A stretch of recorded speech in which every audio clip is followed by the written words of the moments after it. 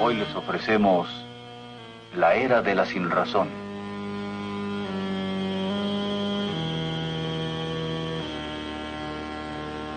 La historia de los filósofos no cristianos hasta llegar al siglo XVIII ocurrió de esta manera. Aquí hay un círculo que representa el conocimiento unificado y verdadero del universo. Otro hombre dijo que no y tachó el círculo. Y dijo entonces, aquí está el círculo. Otro hombre dijo que no y tachó el círculo. E hizo entonces su círculo. El siguiente hombre lo tachó e hizo el suyo. Esto continuó a través de los siglos. Jamás encontraron el círculo, pero creían con optimismo que alguien lo haría, partiendo del hombre mismo y sobre la base de su razonamiento por sí solo.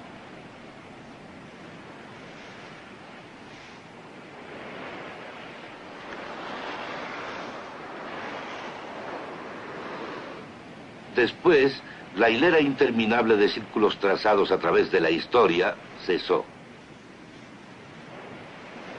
Sobrevino un cambio drástico, ya que el ideal humanista fracasó. El hombre humanista cambió el optimismo por el pesimismo. Se olvidó de la esperanza de una respuesta unificada, y esto hace al hombre moderno lo que es ahora. Jean-Jacques Rousseau, filósofo ginebrino, que vivió en el siglo XVIII, creía que el hombre primitivo, el noble salvaje, era superior al hombre civilizado.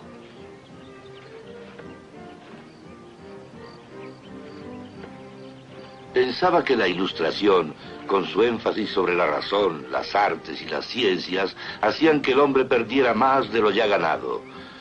Rousseau vio las represiones de la civilización como males.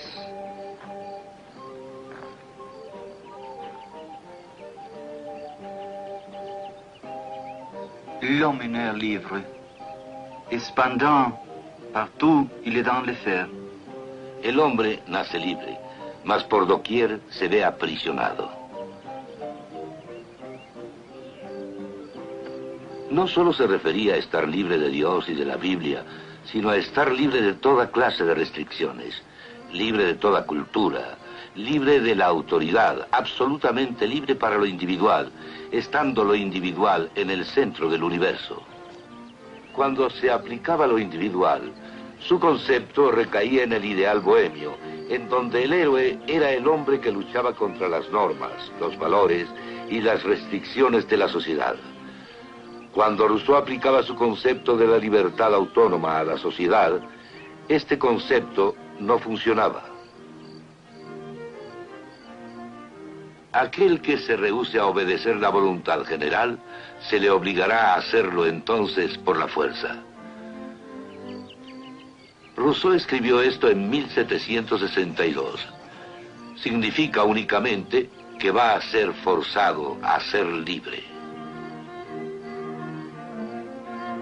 En otras palabras, tiranía, una tiranía que conducía su posición a su conclusión lógica en el reino del terror de la Revolución Francesa. Inclusive el rey del terror, Robespierre, fielmente puso en práctica las ideas de Rousseau.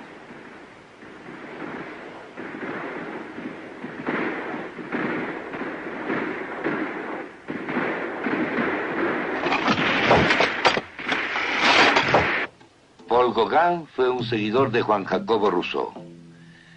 En búsqueda de la libertad total, abandonó a su familia. Partió para Tahití, esperando encontrar allí al noble salvaje. Y allí se dio cuenta de que el ideal del noble salvaje era una ilusión.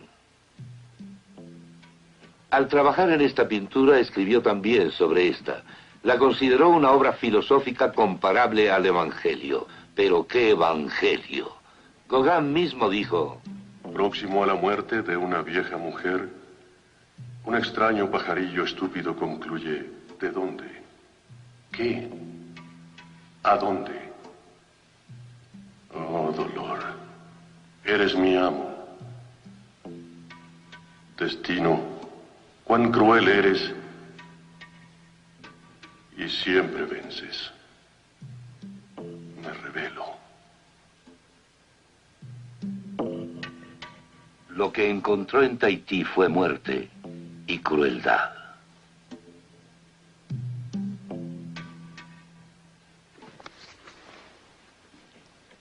El hombre es bueno por naturaleza, como Rousseau decía, pero lo fue tanto el hombre primitivo como lo es el civilizado. Cuando Gauguin terminó su obra, trató de suicidarse, pero no tuvo éxito. Hubo un hombre que sí entendió la conclusión lógica de la deificación de la naturaleza, el Marqués de Sade. Si la naturaleza es todo, lo que existe es exacto, y nada más puede decirse. Si la naturaleza nos ha formado hombres, los más fuertes podemos hacer con ellas, las mujeres, todo lo que queramos. El inevitable resultado fue su crueldad con la mujer. Así no hubo base para la moral ni para la ley. Hablaré ahora por un momento de los artistas de la Reforma holandesa, quienes con tanto gusto pintaron las simples cosas de la vida. Sabían que la naturaleza fue creada por un Dios personal y bueno. También sabían que debido a la caída, el hombre se rebeló contra Dios y que la naturaleza, como está ahora, es anormal. Lo que es muy diferente a tomar la naturaleza como está ahora y ponerla como la medida de lo bueno. Porque cuando se hace esto, no existe diferencia entre la crueldad y la no crueldad. Aún en los tiempos de Rousseau y sus seguidores, los dos conceptos de libertad total y de todo, incluyendo al hombre como parte de una gran máquina, no podían seguir manteniéndose juntos. El concepto de Rousseau de la libertad total del hombre choca con la posición que partía de la razón humana por sí sola, que todo, incluyendo al hombre, es parte de una gran máquina. Las dos posiciones no podían mantenerse unidas.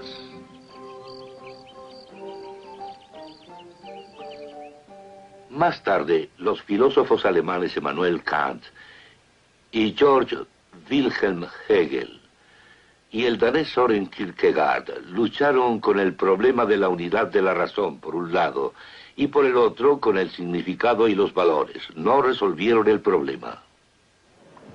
El humanista, empezando por sí mismo, ha llegado a la conclusión de que solo es una máquina.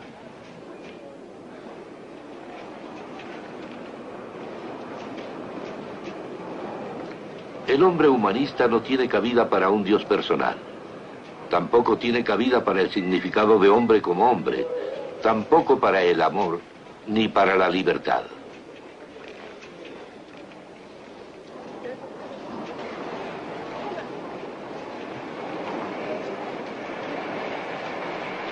El hombre es solo una máquina, pero los hombres que mantienen esta posición no pueden ni podrían vivir como máquinas. Si pudiera, el hombre moderno no tendría ninguna tensión ni en su posición intelectual ni en su vida. Pero no puede. Así que debe olvidarse de la razón para tratar de encontrar algo que le dé un significado a su vida, a la vida misma, aunque para lograrlo niegue su razón. Una vez hecho esto, cualquier tipo de idea puede ponerse ahí, puesto que en el área de la sin razón, la razón no brinda bases para escoger. Este es el arquetipo del hombre moderno. ¿Cómo es que pasó?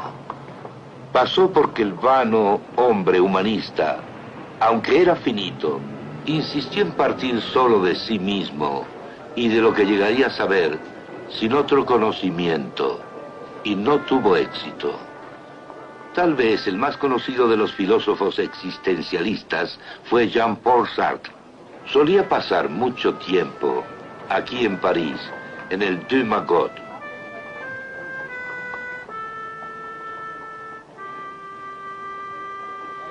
Su posición fue la de que en el área de la razón todo es absurdo, excepto lo que autentice el hombre.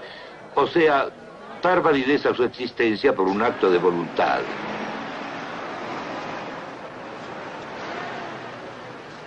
En tal posición, uno puede igualmente ayudar a una anciana a cruzar la calle. Gracias, señor, es usted muy amable. Muchísimas gracias, se lo agradezco. O atropellarla. La razón no estuvo implicada y no había nada que mostrara la dirección que esta autenticidad, por un acto de voluntad, tomaría. Pero Sartre mismo no podía vivir de acuerdo a su propia posición. Adressé au président du Tribunal International pour les Crimes de Guerre par le président Ho Chi Minh. En un momento dado firmó el manifiesto argelino, que declaraba que la guerra de Argelia era una guerra sucia. Este hecho indicaba que el hombre podía emplear su razón para decidir si algunas cosas eran correctas o si eran equívocas, y así destruyó su propio sistema. Un moment où les impérialistes américains intensifient à outrance l'escalade. Karl Jaspers, existencialista alemán, tendió a causar un gran impacto en las ideas y formas de vida que siguieron a las ideas existencialistas. De acuerdo a él, podríamos tener una gran experiencia que nos diera la esperanza de que tal vez hubiera un significado para la vida, a pesar de que nuestra razón nos dice que la vida es absurda. Llama a esto experiencia final. Martin Heidegger fue otro filósofo existencialista que dijo que la respuesta estaba en el área de la sinrazón. El filósofo alemán dijo que existía algo llamado angustia, una sensación general de ansiedad que uno siente en el universo. Esta sensación, este sentimiento de ansiedad, revela existencia, y esto nos hace un llamado a la decisión. De este sentir se desprende el significado para vivir y escoger, aunque sea en contra de nuestra razón. El significado descansa nada más que en esta vaga sensación de ansiedad, tan nebulosa que ni siquiera tiene un objetivo específico. Cuando Martin Heidegger envejeció, esa opinión se fue volviendo débil, por lo que cambió su posición. El existencialismo como forma de filosofía no ha podido desaparecer, pero cada vez más personas piensan de esta manera, aunque no conozcan el nombre de existencialismo. Para ellos, la razón conduce al pesimismo. Así que tratan de encontrar una conclusión buena, totalmente separada de la razón. Aldous Huxley, el filósofo y escritor inglés, propuso como solución las drogas. De acuerdo con él, debemos dar drogas a la gente sana. Mediante esta experiencia podrán encontrar la verdad en su propia mente cuando ellos lo deseen. Lo que plantearon Huxley y sus seguidores fue la verdad dentro de su mente. Para ellos, la verdad objetiva ya no existía. La cultura de la droga y su mentalidad obvia, gracias a su propio vehículo, cruzaron las fronteras del mundo, las cuales hubieran sido imposible cruzar por otros medios de comunicación. Este disco vino a ser el llanto desesperado de muchos jóvenes a través de todo el mundo. Expresaba la esencia de su vida, de su pensamiento y de sus sentimientos. Después vino el rock psicodélico, un intento de encontrar esta experiencia sin las drogas.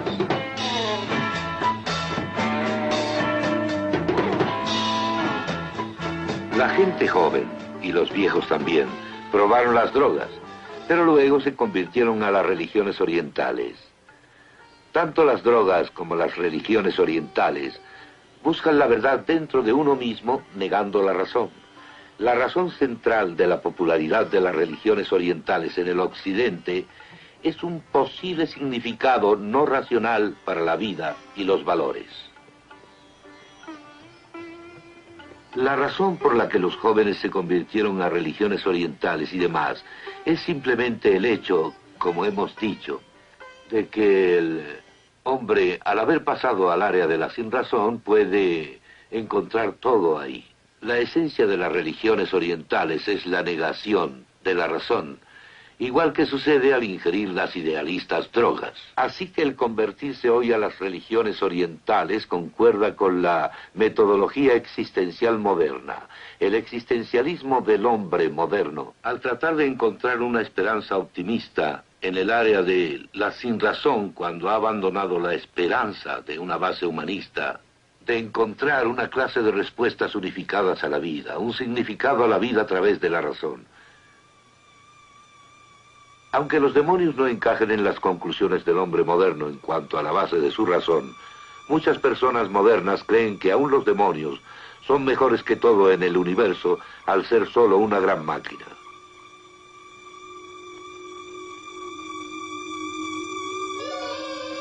La gente coloca lo oculto en el área de la sinrazón con la esperanza de una clase de significado, aun cuando sea un horrible significado.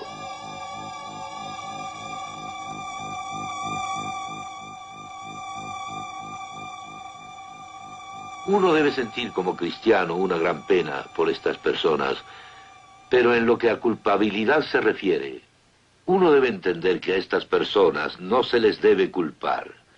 Deben llevar su clase de culpa en cuanto a lo individual. Básicamente no se les debe culpar. A la Iglesia sí se le culpa, puesto que ella con su liberal teología ha dejado un vacío. El hombre, partiendo solo de sí mismo, se le representaba y se le enseñaba con la teología y el lenguaje teológico. En el Renacimiento, el hombre intentó mezclar a Aristóteles y a Platón con el cristianismo. También fue un intento de combinar el racionalismo del Renacimiento con la cristiandad. Se le llama liberalismo religioso generalmente.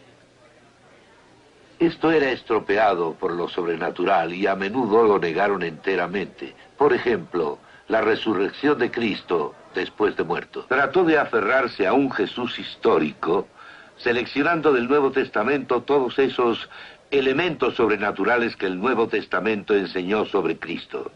Este intento llegó a su clímax con el famoso libro de Albert Schweitzer, Búsqueda del Jesús histórico. Fracaso.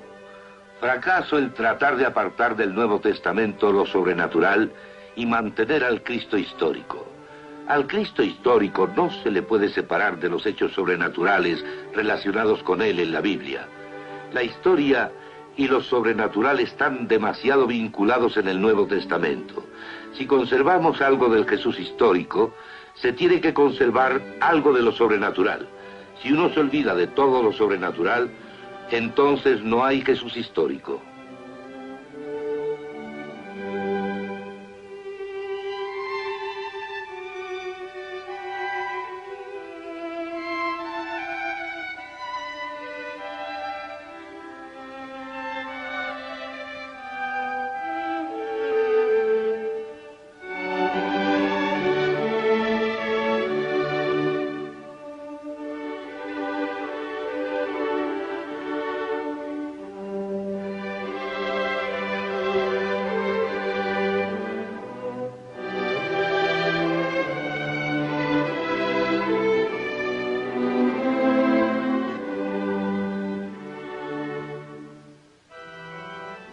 Debemos recordar el humanitarismo de Schweitzer en África, su talento como organista y su conocimiento sobre Bach. Sin embargo, también debemos recordar su lugar en la corriente teológica. Después del fracaso del antiguo liberalismo teológico, Karl Barth apareció en el vacío, sostenía ideas críticas concernientes a la Biblia. O sea que la Biblia contiene muchas equivocaciones, pero enseñó que una palabra religiosa puede obtenerse de ella. Esta fue la forma teológica del existencialismo, después de que el existencialismo había sido aceptado en su forma secular. Y así algo más fue aunado al área de la sinrazón, junto con todas las ideas que ahí se habían puesto. En otro sentido, debemos sentir admiración por el suizo Karl Barth, porque al estar enseñando en Alemania, se pronunció claramente contra el nazismo en Barmen en su declaración de 1934. La enseñanza de Barth guió a aquellos teólogos que decían que la Biblia estaba equivocada en las áreas de la ciencia y la historia. Pero, no obstante, ellos buscaron en ella una experiencia religiosa. Para muchos seguidores de esta teología, la Biblia tampoco da absolutos con respecto a lo que es correcto o lo que es incorrecto. Antes de que uno vaya a abrir la Biblia y la comience a leer, hay que darse cuenta de que hay dos maneras de leerla. Una es como uno de tantos libros religiosos entre miles de otras cosas religiosas, que en realidad no son más que otra forma de viaje no muy diferente de un viaje con droga. La otra manera es entender que la Biblia es verdad, y siéndolo estamos escuchando algo completamente contrario a lo que oímos sobre nosotros en todos lados, sobre todo meros promedios estadísticos, cosas relativistas. Habiendo dicho esto, tendría que protegerme, por la simple razón de que no significa que una persona tenga que aceptar todo esto a priori antes de que empiece a leer la Biblia y encuentre la verdad en la misma. Solo diré de pasada que no fui criado en una familia cristiana y que leía mucha filosofía cuando era un joven. Y no leí la Biblia porque pensara que fuese verdad, sino solo por honestidad intelectual. Pero sí hice una cosa, la leí igual que como fue escrita, comenzando con el Génesis 1:1 y de ahí en adelante. La leí de la misma manera que hubiese leído otro libro, esperando que lo que me estaba brindando fuese un honesto argumento de lo que daba a entender, y que no fuera para leerse en un nivel diferente del que leería en el área de otra clase de libro. En tanto la leía, me contestaba las preguntas, que ya por ese tiempo sabía que la filosofía humanista no contestaría, y después de un periodo de 6 meses, pude concluir que era verdad. No obstante, debemos mantener en el fondo de nuestra mente cómo es que leemos la Biblia, solo como otro viaje religioso, o en realidad estoy luchando con ese asunto de lo que sucede en todas las áreas de que ella habla. ¿Es esto verdad en comparación al mero relativismo? El nuevo teólogo liberal no tiene respuesta para la existencia del mal. Se enfrenta al mismo problema que los filósofos hindúes. Todo lo que es parte de Dios. Esta es Kali, la representación oriental hindú femenina de Dios. ¿Por qué los colmillos y los cráneos? En el pensamiento religioso oriental, la crueldad viene a ser lo mismo que la no crueldad. Porque todo lo que ahora es parte de lo que siempre ha sido, una parte de lo que ellos llaman Dios. El moderno hombre humanista ha llegado a ese mismo punto. Un punto en el que no es posible saber lo que es correcto y lo que no, ni por qué hay que escoger la no crueldad antes que la crueldad. El profesor Paul Tillich de Harvard fue uno de los sobresalientes teólogos liberales neo-ortodoxos. Un estudiante que estuvo presente me dijo que cuando el profesor Tillich disertaba en Santa Bárbara antes de su defunción, alguien le dijo: «Señor, usted reza», y él le dijo: «No, pero medito». Se quedó solo con la palabra Dios, sin la certeza de que hubiera algo más que una palabra. Los teólogos del Dios está muerto que siguieron a Tillich concluyeron lógicamente que si se les deja con solo la palabra Dios, podrían también tachar la palabra. Para estos teólogos, incluso si no dicen que Dios está muerto, algunas cosas lo están. Todo contenido sobre Dios está muerto. Y toda seguridad de conocimiento acerca de un Dios personal está muerta. Porque para ellos, Dios no ha dado a los hombres la verdad sobre sí mismos en la Biblia y en la revelación de Cristo, que puede ser expresada claramente en proposiciones en el lenguaje normal. Se quedaron solo con sus textos religiosos sin contenido, pero con esa emoción que ciertos pasajes religiosos todavía les trae, y eso es todo. He aquí lo que pasa luego. Estas palabras tan motivadoras en los textos de nuestro pasado religioso, pero apartadas del contenido que la Biblia originalmente les dio, son utilizadas para la manipulación. Manipulación en áreas tales como un cambio en la ética sexual y también legal y políticamente. Si Dios está muerto, si el contenido sobre Dios está muerto, si el conocimiento de un Dios personal que no permaneció callado, pero que ha brindado verdad está muerto, entonces todo para lo cual Dios da respuesta y significado no existe. Aún así, el hombre, no importa quién diga que es, exige significado y valores. Y a este punto de tensión es a donde el hombre moderno se ha encaminado sobre su base humanista. Y ahí es en donde está. Cuando pensamos en Cristo, claro está, en su muerte de sustitución sobre la cruz, cuando Él, que proclamaba ser Dios, falleció de una manera de sustitución, así tiene su muerte un infinito valor. Y al aceptar ese don, elevando las manos vacías de fe y aceptándolo sin elementos humanistas, tenemos lo que es una vida real. Esto es, mantenerse en relación con el infinito Dios personal que está ahí y estableciendo una relación personal con Él. Pero Cristo obsequia vida de otra manera, la cual tal vez no se entienda tan claramente. Y esto es, que se relaciona Él mismo con lo que la Biblia enseña en su doctrina. Y como tal, es un profeta y un salvador sobre la base de lo que Él enseñó y lo que la Biblia enseña, porque Él mismo unifica estas dos. Que tenemos vida en lugar de muerte, en el sentido de tener algún conocimiento que es más que el que el hombre puede obtener de sí mismo partiendo del hombre en sí. Estos dos elementos son el punto donde Cristo nos da vida.